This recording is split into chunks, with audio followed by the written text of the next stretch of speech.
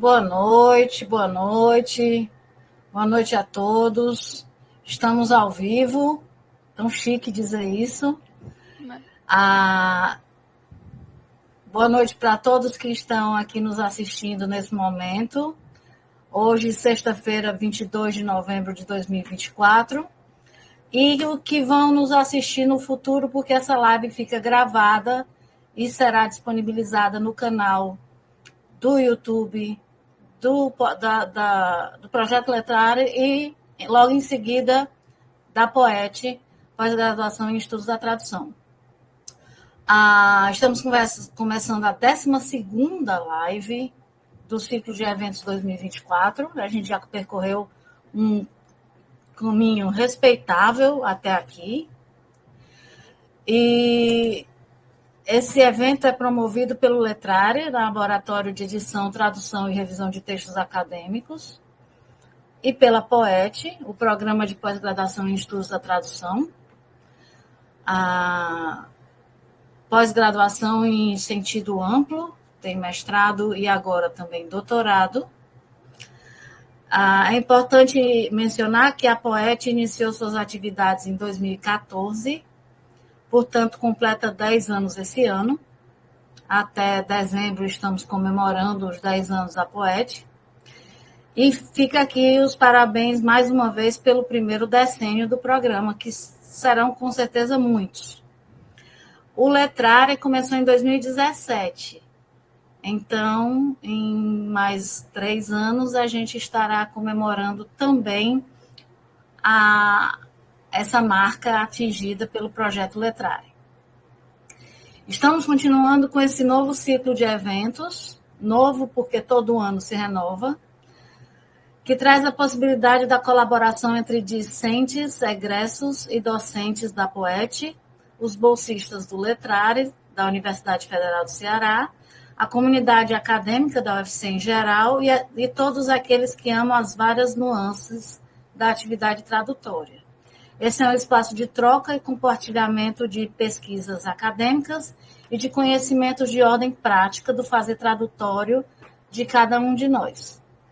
Espera-se que a pluralidade dos temas abordados demonstre a abrangência vasta e interdisciplinar dos estudos da tradução, fomentem o contato entre diferentes línguas, mídias, sujeitos, culturas, modalidades e teorias, e também sejam agradáveis 90 minutos para todos nós. Na live passada, nós tivemos a Bruna Fontella, mestranda de pós-graduação em Estudos Literários, PPGLET, da Universidade Federal do Rio Grande do Sul. A gente foi longe. Especialista em língua e literatura no contexto educacional pela Uninter. Graduada em letras, língua portuguesa e respectiva literatura pela Universidade La Salle. Possui experiência na área educacional como professora titular de língua portuguesa, literatura e redação na rede pública e experiência na área de revisão e preparação de textos acadêmicos, literários e publicitários. Ela falou sobre a importância de um bom copydesk. Eu vou já apresentar a nossa palestrante de hoje, mas antes disso, eu queria apresentar a mim mesma. Meu nome é Diana, eu sou coordenadora do Projeto Letrário. Deveria ter dito isso desde o início, mas eu acho tão não importante que eu acabo sempre esquecendo. E eu gostaria de pedir que vocês se inscrevam no canal, deem like no vídeo. Quando isso acontece, o YouTube interpreta que esse é um conteúdo de relevância e passa a recomendá-lo para mais pessoas, o que faz ampliar o alcance da plataforma e potencializa o nosso trabalho de divulgação científica. E, por favor, sigam também o Projeto Letrário no Instagram. É uma plataforma importantíssima de divulgação das atividades do projeto, inclusive das próximas lives. Além de ficar o registro das lives passadas para quem quiser assistir às gravações. No final da live será disponibilizado o link para o formulário de presença para quem precisa receber horas complementares pela presença nesse evento, válido por 2 horas complementares. Embora o evento esteja previsto para 90 minutos, mas 2 horas pedagógicas são 100 minutos, então nunca a gente termina na hora certinha mesmo, então fica por 2 horas complementares o certificado. Repetindo, meu nome é Diana Fortier, eu serei a host dessa live.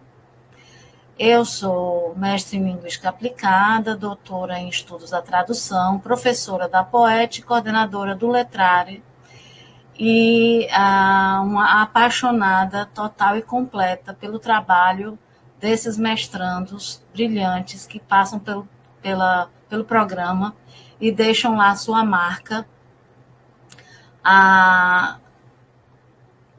com suas pesquisas tão instigantes, tão interessantes e que motivam tanta discussão durante as nossas lives.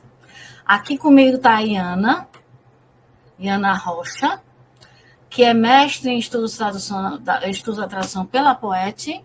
Temos visita, vindas lá do campus, olha só, vindo diretamente do campus da UFC do Benfica, onde fica a POET, onde fica o Letrare. Está aqui a dona Lara, quer participar também, traduzido português para o gatês, a obra de Emily Brontë. A Iana é graduada em Letras Português e Inglês pela UFC e em Jornalismo pela Unifor. Tem experiência na área de letras, atuando principalmente nos seguintes temas: estudos da tradução e tradução de poesia. E foi bolsista da CAPES 2021 a 2023. Hoje ela vai falar para a gente sobre o tema Lúcio Cardoso, transcriador de Emily Brontë, pergunta. Tradução de poesia em O Vento da Noite. Iana, o palco é todo seu. Muito obrigada aqui hoje, essa noite. Eu que agradeço, professora. Fiquei muito feliz de receber o convite do Letrare, que é um projeto que eu tenho muito carinho. E, enfim, a POET é um período que, por mais que para alguns seja esquisito sentir saudades do mestrado, eu sinto saudades do mestrado. Fazer o quê? Então, hoje eu vou apresentar... começo de história, né? Meu nome é Iana, boa noite a todos. Sou mestra em estudos da tradução pela POET, ou seja, egressa. E eu vou apresentar a minha dissertação, que eu defendi em fevereiro do ano passado. Eu fui orientada pela professora Maria Helene. Pode passar? Bom, o título da minha dissertação era uma pergunta. Lúcio Cardoso, transcriador de Emily Brontë? Então, antes de ir para a ideia em si, precisamos falar dos autores envolvidos. Emily Brontë, Lúcio Cardoso. Emily Brontë, eu acho que, de um modo geral, todo mundo que era letras já liga o Morro dos Ventos Vivantes. Mas, inclusive para mim, enquanto estava na letras, eu desconhecia completamente que ela era uma poeta, até que eu estava num grupo de estudos de literatura e eu pretendia estudar o Morro dos Ventos Vivantes, e a professora Dalice perguntou, tu sabia que ela também faz poesia? Sério? E ela me recomendou a antologia O Vento da Noite. Nesse mesmo momento, eu estava me interessando cada vez mais por tradução. E ver o que Denise Botman chama de dueto fantasmagórico entre Emily Brontë e Lúcio Cardoso foi um divisor em vários sentidos. Lúcio Cardoso é autor brasileiro, mais conhecido por Crônica da Casa Assassinada, mas também é poeta, também é tradutor, também escreveu teatro, também escreveu séries de outros gêneros. O que é que os dois têm muito em comum? Eles são muito conhecidos pelos seus romances. Quando vão para outros trabalhos, já começa a ficar bem mais complicada a pesquisa, já começa a aparecer bem menos coisas e começa a aparecer mais reclamações de outros pesquisadores sobre falta de conteúdo, falta de canto para a gente se embasar. Vale ressaltar que a Emily Brontë, no caso, é ainda pior porque dizem que ela simplesmente queimou vários papéis dela, vários trabalhos dela. Então, por que eu estou levantando isso agora? Para desde já ficar claro, tem muita coisa sobre ela que não vai ter resposta. Porque ela mesma fez. Não era muito de se abrir, não era muito de se expor e ainda queimou várias coisas. Pode passar. Pronto. Então a gente vai falar do trabalho feito na antologia O Vento da Noite.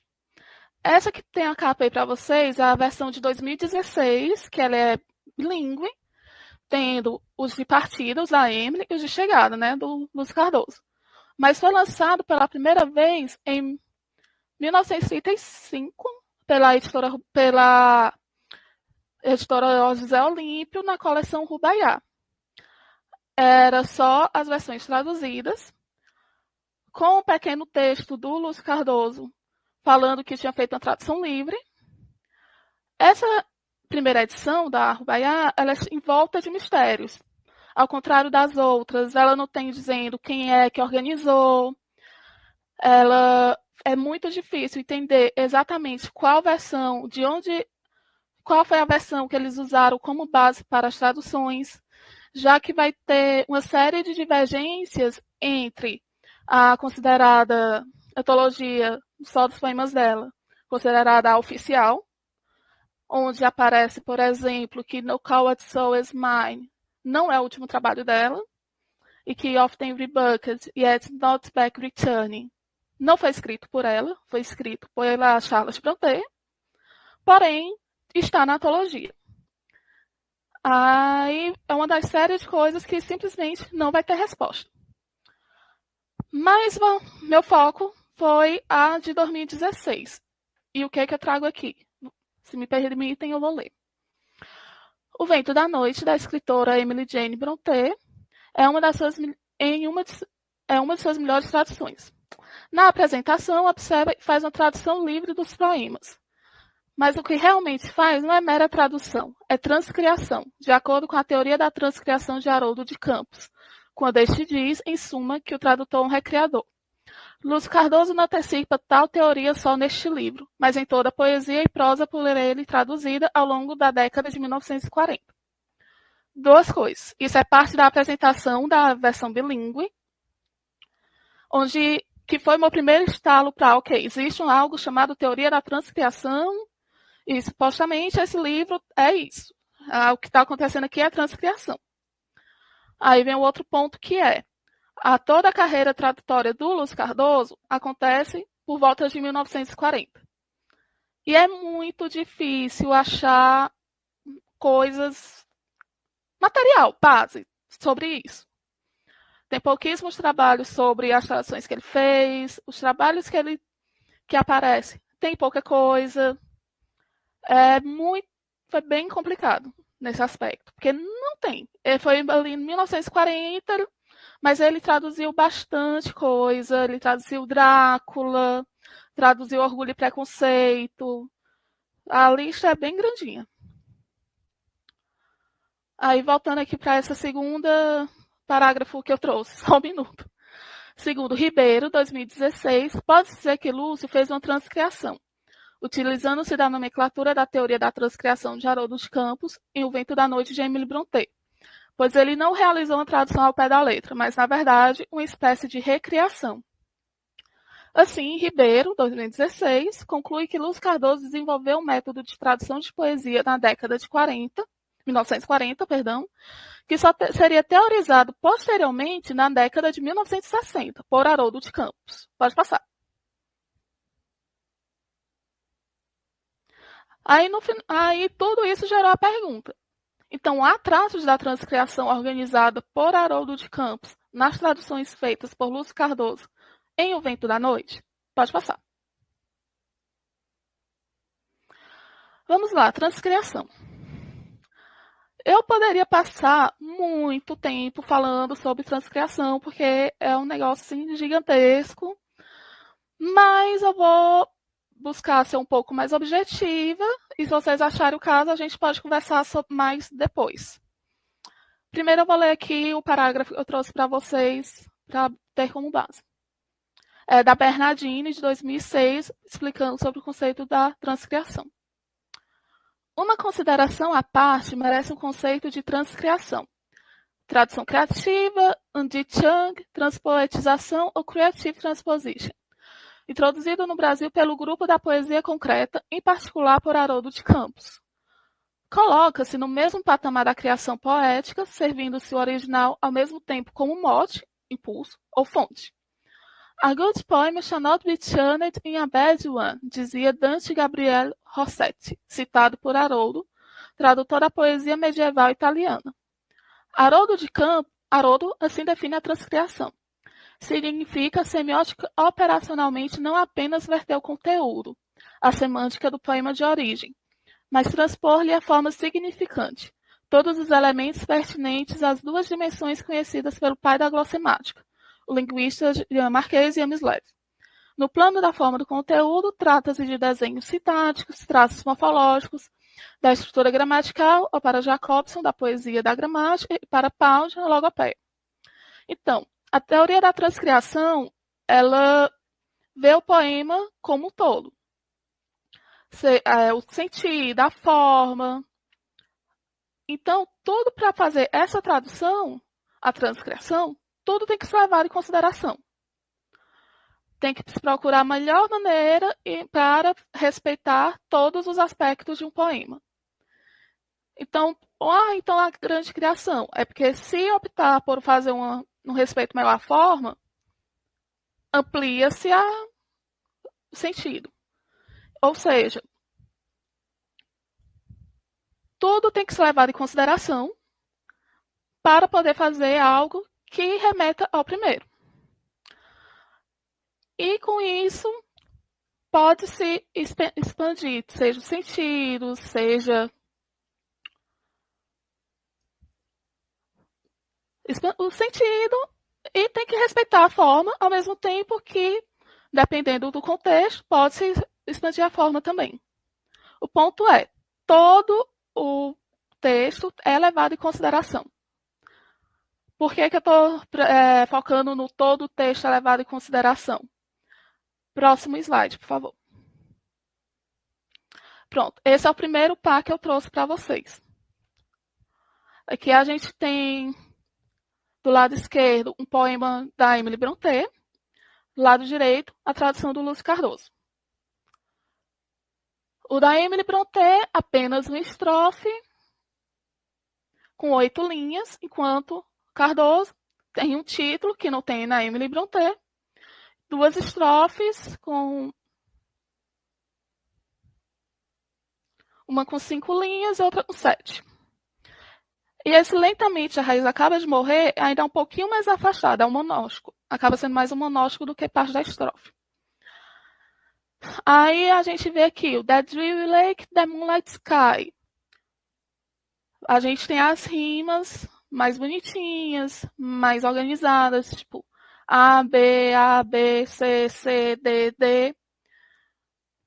Enquanto com Lúcio Cardoso, não vai ter tanto esse respeito pelas rimas.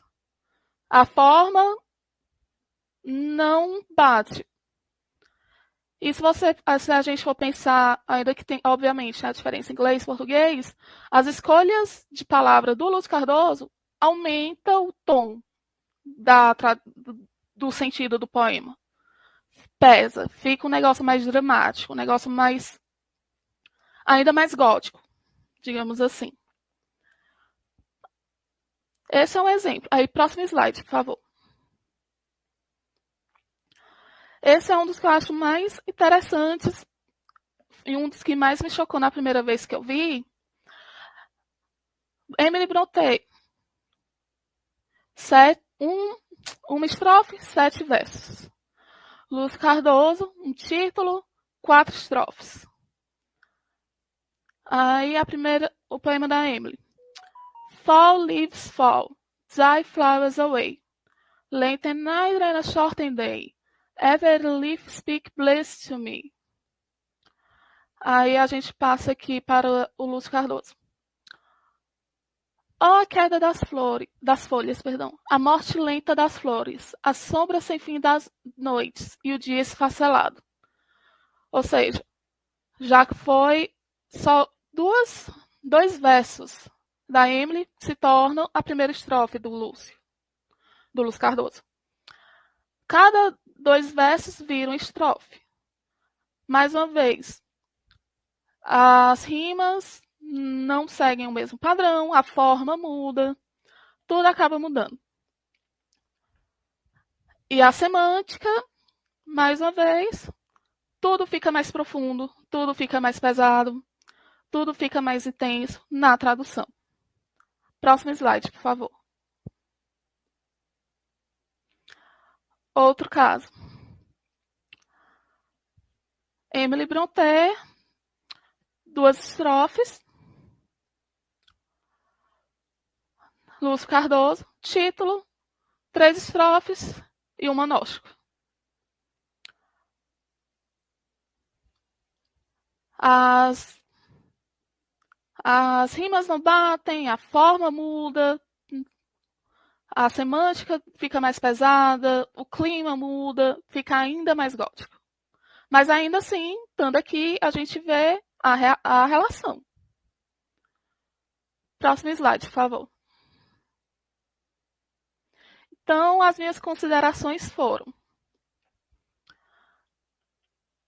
a teoria da transcriação, ao contrário do que é apresentado na apresentação do Vento da Noite, leva forma e sentido, dá a forma e ao sentido a mesma importância, o mesmo poder. Ou seja, o que a gente vê aqui com as traduções do Vento da Noite, forma não tem o mesmo poder. A forma é ignorada, o sentido não. O sentido ele é levado em consideração, o tradutor se empolga. A forma é completamente deixada de lado. Porém, a gente tem uma outra ideia que vem da teoria da transcriação, que chega a ser e é um traço presente aqui, que é a questão do isomorfismo e paramorfismo. O que é isso? É a ideia que são 2 textos que têm uma relação, mas que funcionam de formas separadas. A gente, tendo aqui a antologia bilíngue, beleza, aqui eu tenho um texto e sua tradução. Mas, se quiser, o texto funciona só. A tradução que o Lúcio Cardoso faz tem muito da personalidade dele, tem muito ele lá. Então, é um texto que, sim, é uma tradução, mas ele funciona sozinho. É uma tradução onde a semântica é a grande prioridade. E, no fim, a gente vê que é uma relação de parafrástica.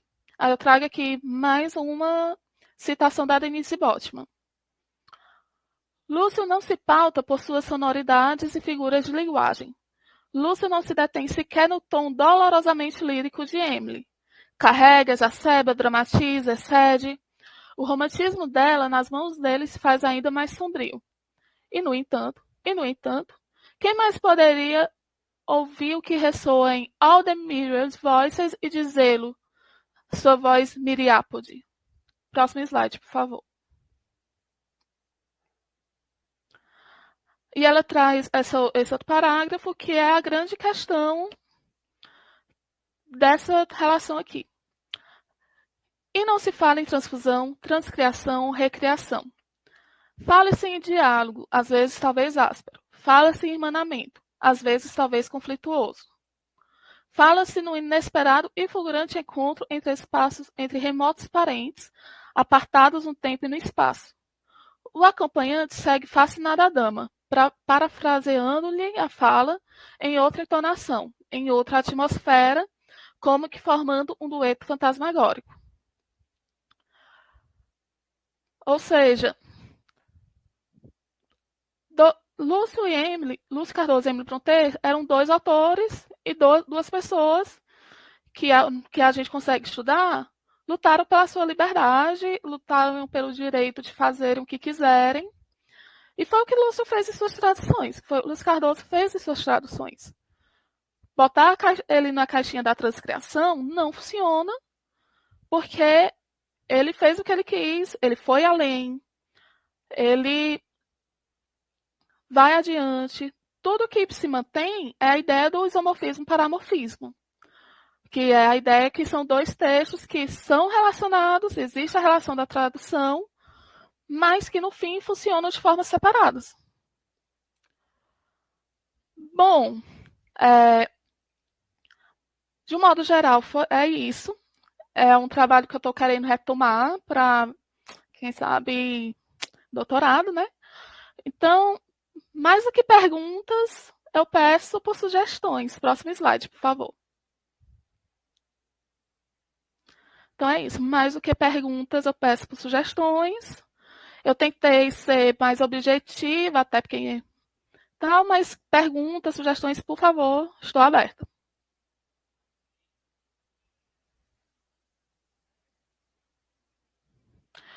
No final das contas, o poema não é mais o tradutor do que o da autor original?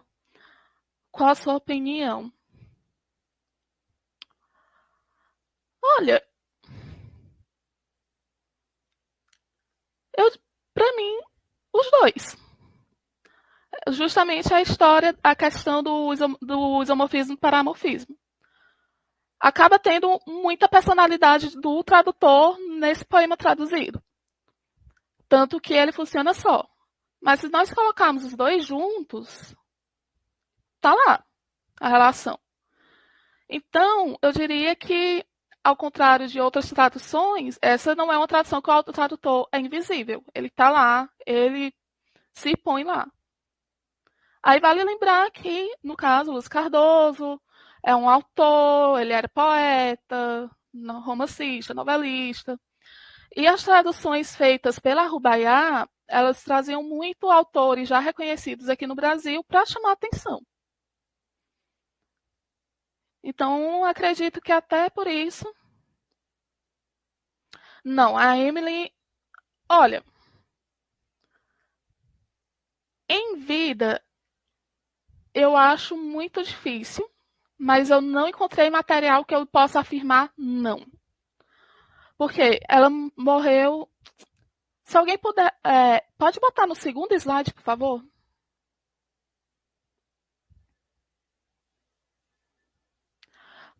Pronto, obrigada. Ela morre em 1848. Em 1846, ela vai lançar a coletânea dela como Elisbel. A coletânea que é considerada oficial é de Ok, eu vou pedir desculpa, mas o ano da oficial me fugiu agora, mas é bem depois.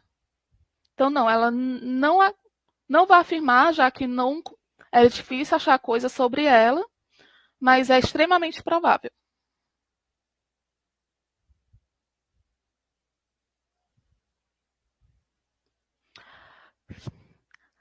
Tentei enquanto eu fazia a minha pesquisa. Eu ficava, vamos dizer, brincando. E sim, ficava muito diferente. Mas até porque meu objetivo era mais acadêmico mesmo, de tentar ver essa relação. Mas enfim, são coisas diferentes. Ficava bem diferente dele. A dele é muito mais criativa, muito mais... tem mais energia. Enfim, são... Mas eu tentei e ficou bem diferente.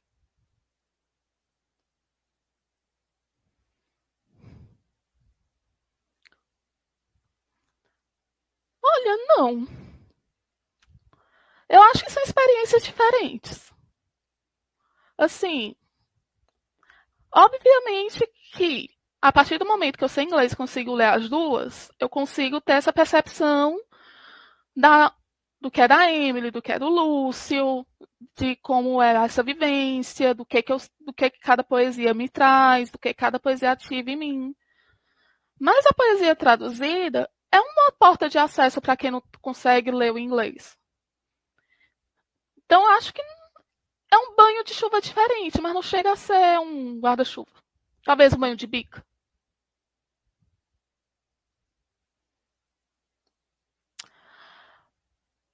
Pronto, um poema que a transcriação é efetivamente aplicada tem a tradução que o Haroldo de Campos fez de um lance de dardos do Mallarmé. Aí convém falar aqui. A transcriação que foi organizada pelo Haroldo de Campos, essa organização vem do concretismo, do grupo Nós Grandes. E um lance de dardos é um poema que é bem... a espacialidade dele é bem diferente. Tem palavras todas em caixa alta, aí muito espaço em branco. Aí vai ter uma palavra no ponto aqui, outra no ponto aqui, outra no ponto aqui, outra no ponto aqui. Aí vem, e vem, e vem. A espacialidade é bem específica. Aí o Haroldo de Campos faz todo um trabalho para juntar sentido, essa espacialidade e fazer funcionar. Então, esse é um bom exemplo de um poema que a transcriação é efetivamente aplicada.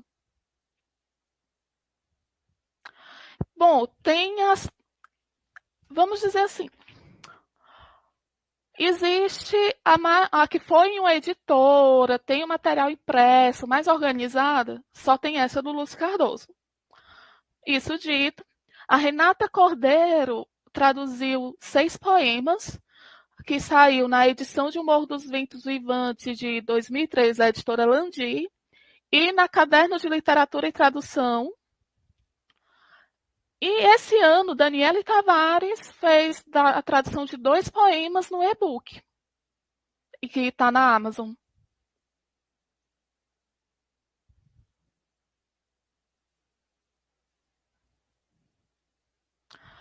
Olha,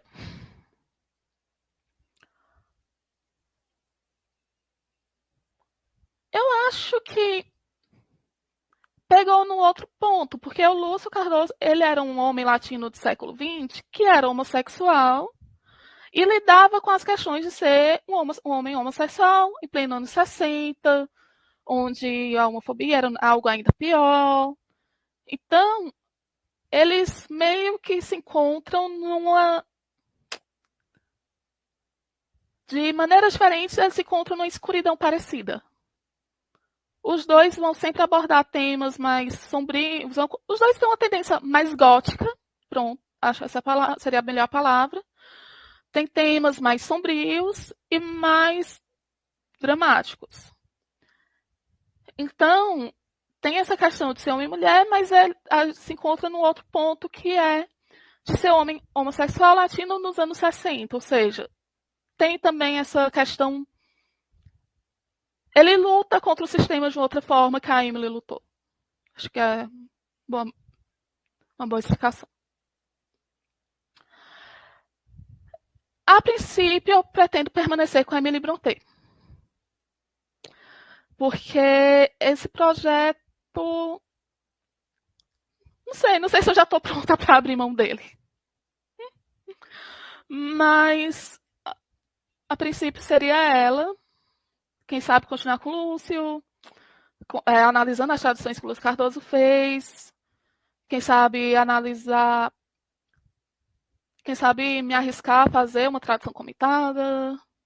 Ou mesmo comparar as traduções de Lúcio Cardoso com as da Ana Cristina César. Também foi outra coisa que me ocorreu. Mas, a princípio, seria permanecer com a Emily Brontë mesmo.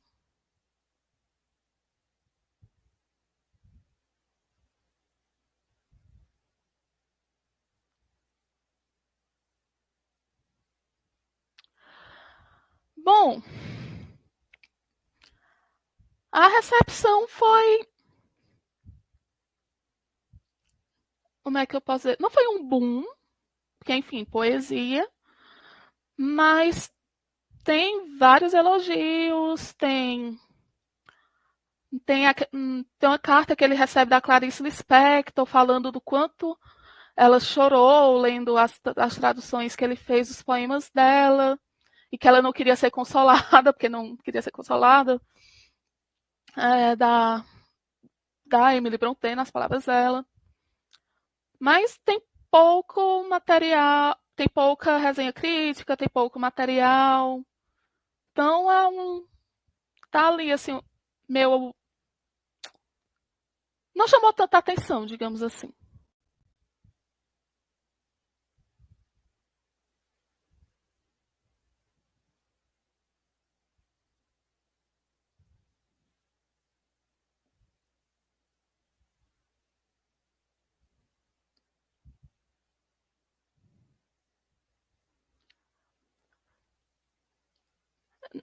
No caso, tu diz na época que Lúcio traduziu? Se foi isso, acho que nem tanto quanto hoje, mas tinha. Porém, a Denise Botman acredita que ele não tinha tanto conhecimento na vida dela. Porque na introdução da edição da coleção Rubaiá, ele coloca que está traduzindo os poemas de Alice Bell. Porque o único livro que ela lançou em vida de poesia era as Poesias de Alice Bell. Só que vários dos poemas que aparecem no Vento da Noite não são da época da Alice Bell. Então, já teria algum material, mas ele não teria tanto conhecimento assim.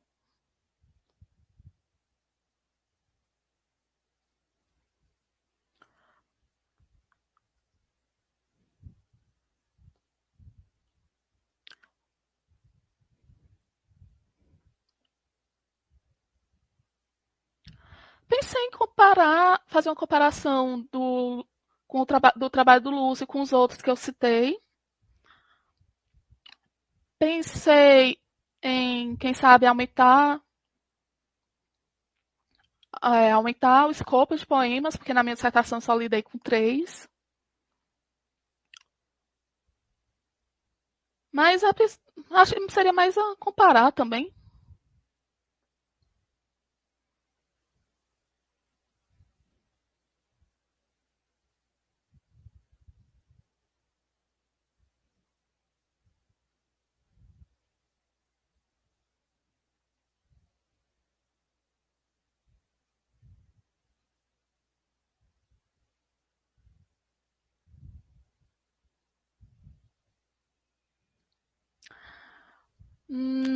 Não cheguei a fazer essa análise em outras línguas. Poderia ser uma outra questão para doutorado, verdade. Boa ideia.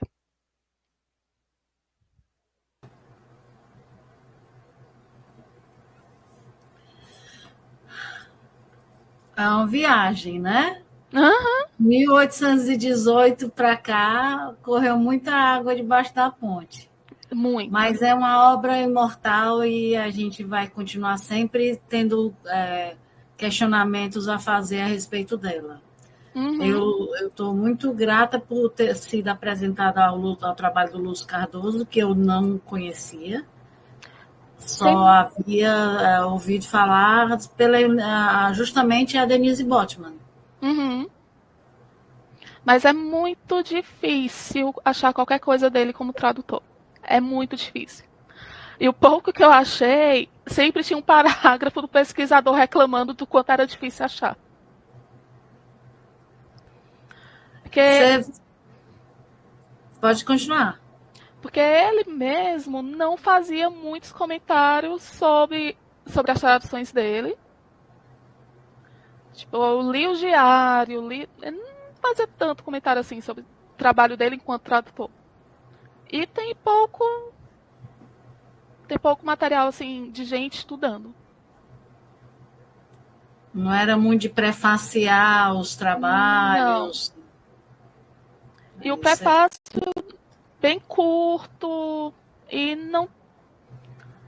O Vento da Noite ele se limitou a dizer que era uma tradução criativa.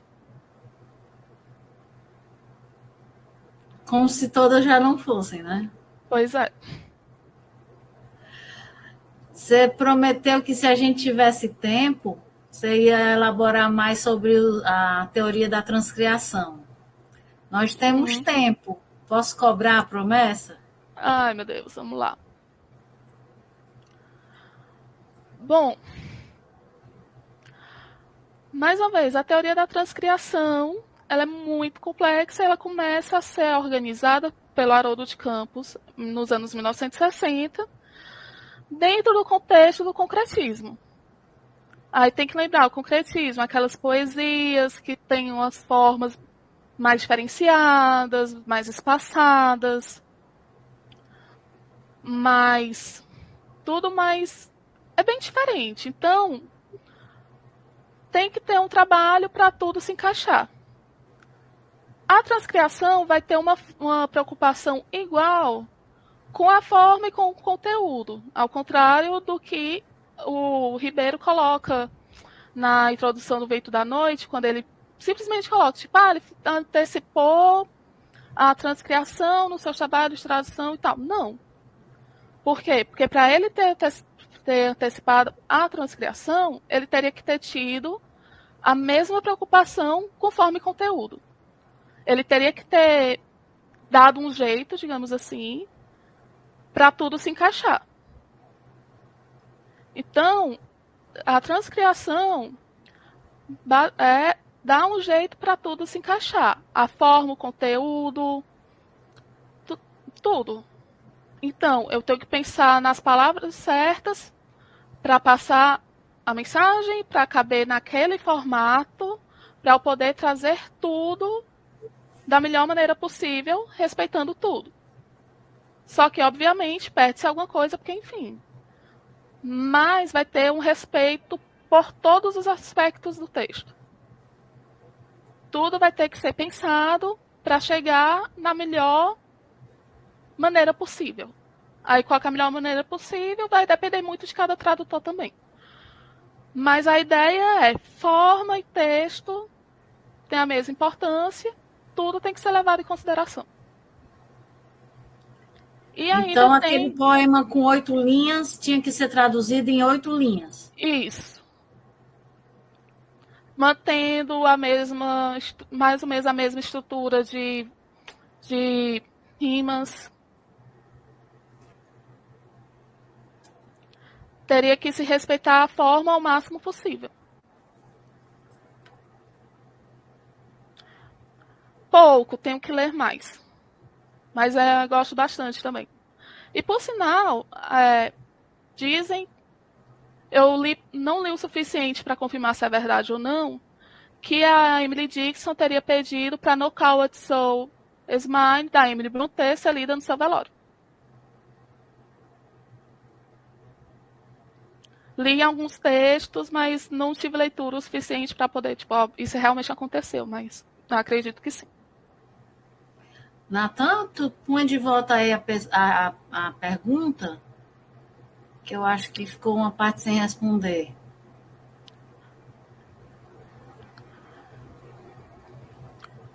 Tenho interesse na obra dela também. Em si, o contexto dela é bem parecido com o das irmãs Brontë, de modo geral. Mas, de fato, não li tanto quanto li Emily. Olha aí, se não é uma dica, você estava dizendo que queria sugestões para o doutorado.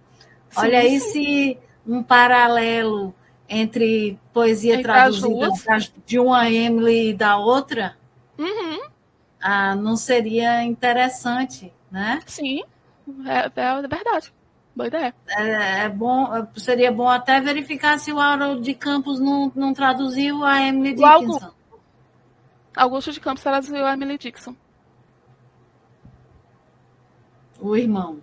Isso, irmão, que também era do concretismo e partilhava os mesmos valores, a mesma ideia da tradução, como recriação, como releitura. Então, tem muita coisa em comum, até os tradutores têm perspectivas semelhantes, embora o Lúcio Cardoso não se apegasse muito à questão da forma, né? Isso. O Lúcio Cardoso, até em todo o trabalho dele, mas eu diria, em especial pelos diários, dá para ver que ele é uma pessoa que ele era meio atormentado pelas questões dele, mas que lutava muito para ser livre. Então, tudo que ele fazia tinha essa ideia da liberdade. Ele não ia ele ia fazer do jeito que ele quisesse. Ele não ia se ater a coisa de ter que respeitar a forma, conteúdo. Então, dentro dos limites que a editora deu, obviamente, ele faria o que quisesse. Você encontrou uma biografia dele? Eu li os diários dele. Certo. Mas outros escrevendo a respeito da vida dele ainda não tem? Tem pouco.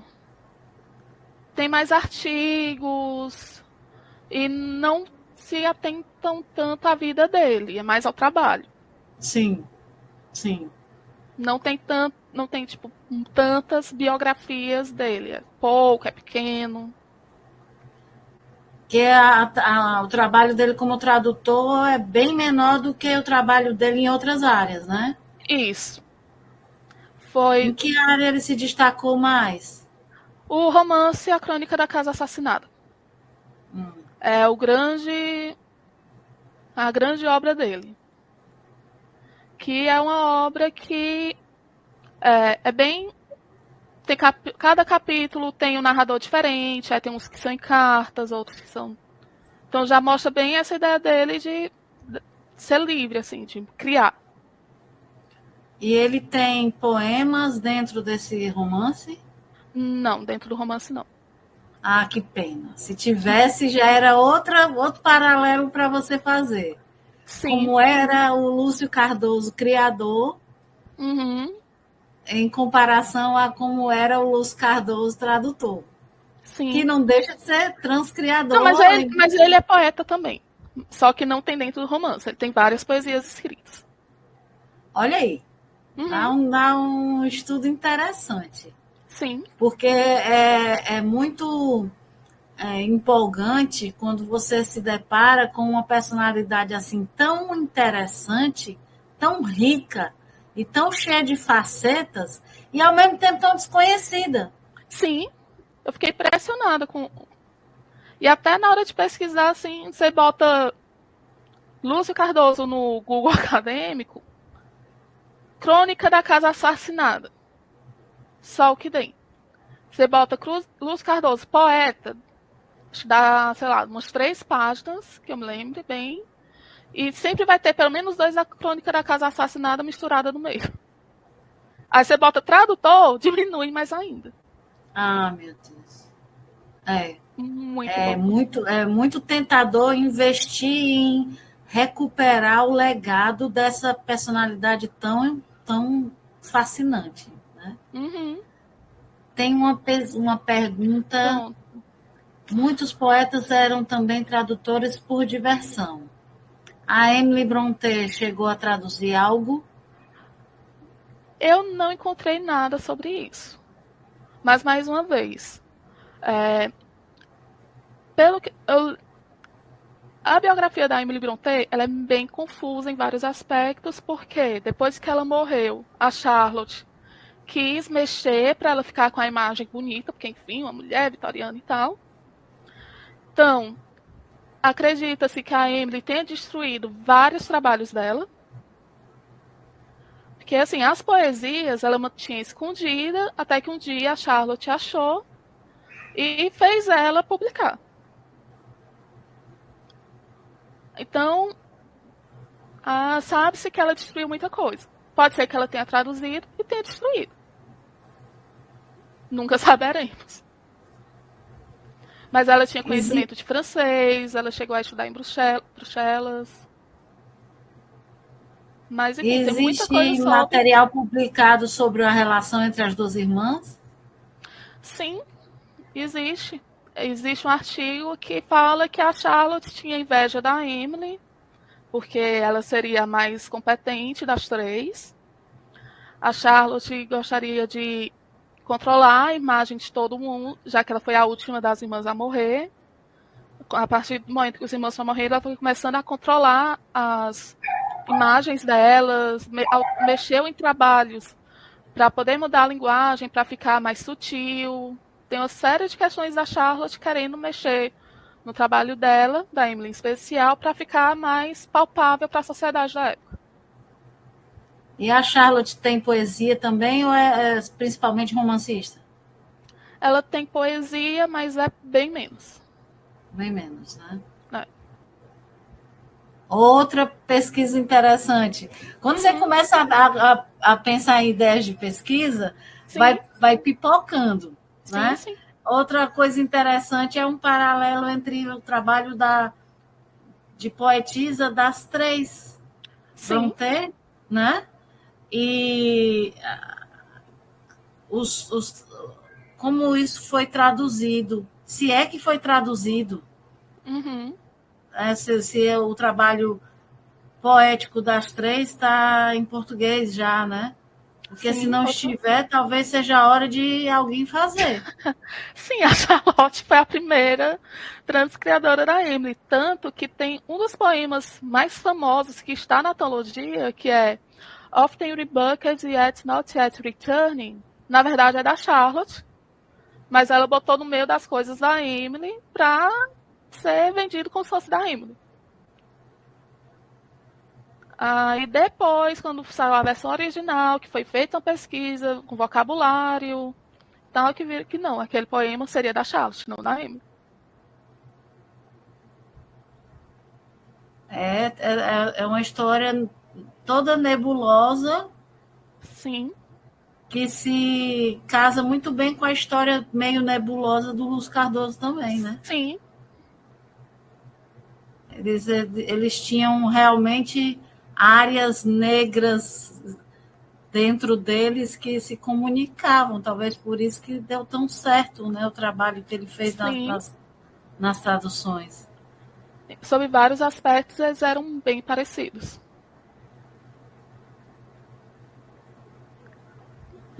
Acho que o que a Denise Baltimore coloca de dueto fantasmagórico caiu perfeitamente bem.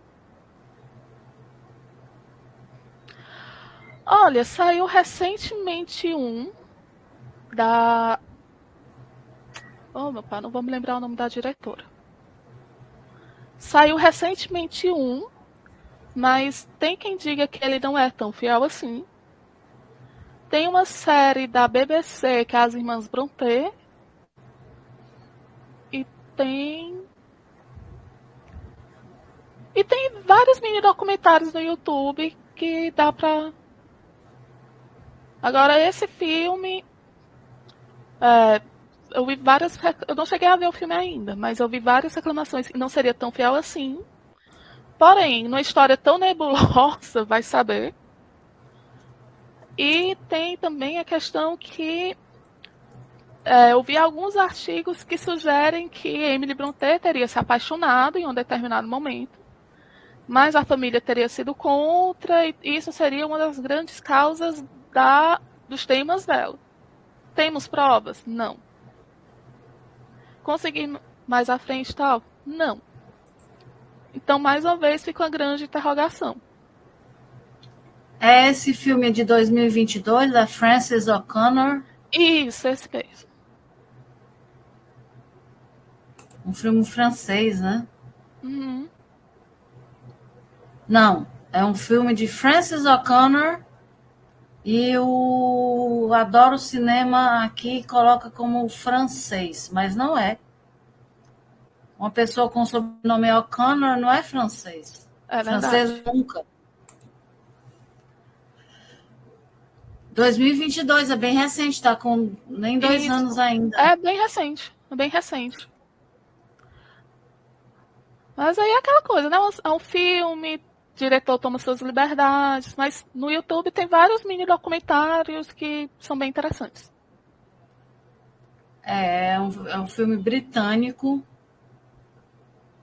Primeiro filme da diretora. Chamado Emily. Isso, ele mesmo. Já tenho que assistir esse final de semana.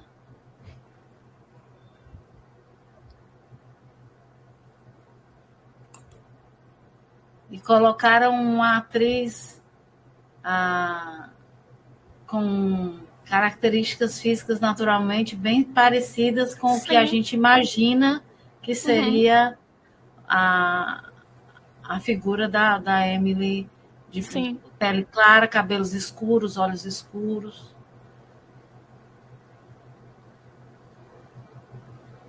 Por que esse tema te prendeu tanto, Iana? Porque eu acredito que foi o momento que eu comecei a me interessar mais por tradução. E eu vi aquele poema, o segundo. Aí eu tive aquele momento, como que 8 estrofes viraram, uma estrofe viraram 4 estrofes com o título e com no seu e tudo diferente, e me prendeu. Aí já vinha de uma autora que eu admirava e de um que eu passei a admirar. Aí juntou tudo. E eu fico encantada de ver a Denise Botman aparecer em tantas dissertações e teses, em tantas dissertações e teses, porque eu fui uma que usei a Denise Botman para estudar Henry James. Uhum. Que a autora sabe tudo sobre todos os autores da literatura mundial, né? Uhum. Ela é uma bibliófila famosa e se dedica a estudar as edições das obras no Brasil e as traduções das obras no Brasil. Na hora de estudar as traduções de James, foi a pessoa mais que produziu o material mais útil e mais fundamental, e eu fiz, inclusive, agradecimentos a ela na minha tese, porque ela, inclusive, estabeleceu... ela é acessível, ela Sim. estabelece correspondência com a gente e responde perguntas. É uma pessoa muito, muito, muito, muito querida de todos nós nessa área de estudos da tradução. A chefia manda avisar que o formulário de presença está disponível no chat. Não se esqueça de preencher para pegar seu certificado de 2 horas complementares.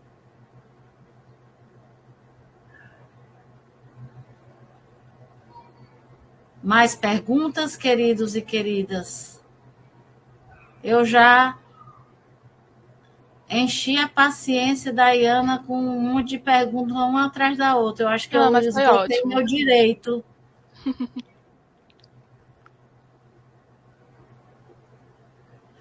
Então, nós vamos abrir espaço para fazer suas considerações finais e vamos começar os procedimentos para encerramento dessa live de hoje. Só quero agradecer pelo convite, pelo espaço. Letrare também foi um projeto que me fez me encantar ainda mais com tradução. Todos os encontros que eu participei foram incríveis. Me levou a Poete. Então, tá aqui é muito bom. Agradeço as sugestões de todos, agradeço as perguntas. E é isso, estudamos aqui um bom pedaço, agora bora sextar.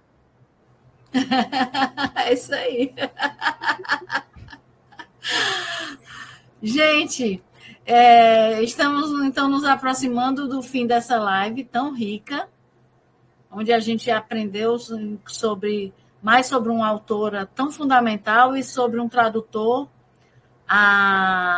tão improvável e tão pouco conhecido. Espero que tenha sido um tempo bastante proveitoso a todos e gostaria mais uma vez de agradecer a Iana por ter aceitado nosso convite e estar aqui hoje. Que sexta-feira à noite, né? Dizem que todo mundo espera alguma coisa de um sábado à noite, mas de uma sexta-feira à noite também. E a Iana está aqui nos brindando com o conhecimento dela. Nas cenas dos próximos capítulos, a gente vai ter, na semana que vem, o Hélio Parente, também conhecido como Hélio Parente Vasconcelos Neto. Entre nós, da Poete, é o Hélio, que é muito conhecido e muito querido. Tradutor e revisor, doutorando em estudos da tradução na Universidade de Santa Catarina, a UFSC, onde tem um programa de pós-graduação chamado PGET, onde eu fiz o meu doutorado e muitos dos professores da Poete fizeram os seus, ou vieram de lá, como o professor Walter e a professora Luana, vieram de lá para fundar a Poete aqui no Ceará, e é bolsista CAPES ProEx. Ele é mestre em estudos da tradução pela Universidade Federal do Ceará, através da,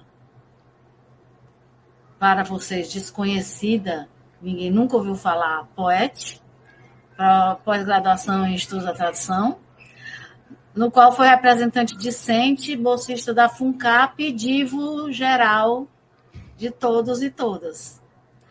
Ganhador do subsídio de pesquisa Tolkien Society Bursary em 2023 só, oferecido pela instituição de mesmo nome para pesquisas relativas à vida e obra de J.R.R. Tolkien, do Senhor dos Anéis e Companhia Limitada. Ele vai tratar do tema a retradução. Hoje a gente falou de transcriação. Ele vai falar de retradução como objeto de pesquisa nos estudos da tradução. Por favor, não esqueçam do formulário que está no chat para vocês garantirem as suas horas complementares, que é justo, afinal de contas, estamos aqui numa sexta-feira à noite buscando conhecimento, temos mais é que ser reconhecidos por isso. E, por favor, sigam o perfil do Letrare no Instagram para receber atualizações sobre futuras lives.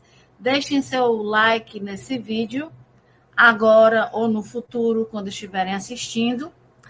E se inscrevam no nosso canal, ativem as notificações para ficar sabendo de todos os próximos vídeos, de todas as próximas lives do projeto, com mais material riquíssimo de divulgação e estudos da tradução. Os links para as redes sociais e as outras informações estão na descrição do vídeo. Sendo assim, estamos formalmente liberados para, como diz a Iana, sextar. Muito boa noite a todos, muito obrigada. O Projeto Letrare e a POET agradecem a presença de todos, agora e no futuro, assistindo esse vídeo. E a gente se despede, esperando vê-los a todos na semana que vem com a palestra do Hélio. Um abraço, boa noite.